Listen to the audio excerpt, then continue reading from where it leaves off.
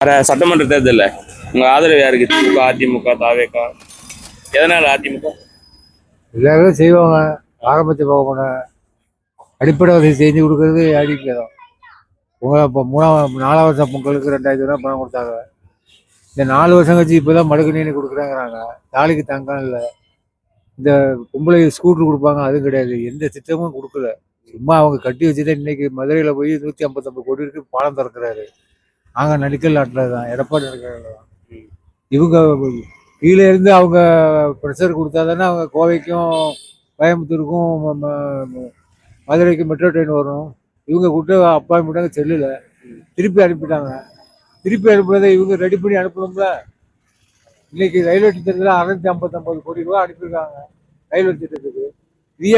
இந்த தமிழ்நாடு கவர்மெண்ட் எதுக்கல? மேலே கொடுக்க போறது அவன். நம்ம படிஞ்சு தானே போய் வாங்கி கொடுக்கணும். மக்களுக்கு செய்கிற ஆட்சி இது கிடையாது. எடப்பாடி இருந்தாரு 4 வருஷம், அம்மா இருந்தாலும் அம்மாவும் இது பயிர் பண்ணாங்க. தமிழ்நாட்டுக்குள்ள தேவையை கொடுத்தாங்க. இப்போ யாரும் தேவையை இது பண்ண முடியும். ஒன்றும் வேண்டிய மடிக்கணினி கொடுக்கல. இப்போயா 4 வருஷம் கழிச்சு இப்போ கொடுக்குறாங்க. தேர்தல் வர கொடுக்குறாங்க. இப்போ 1000 பேருக்கு கொடுக்குறாங்கன்னா ஏன் கொடுக்குறாங்க? ஆரம்பத்தில் 540 இது கோரிக்கை வச்சாங்க. ஒன்று கூட இது பண்ணலையே.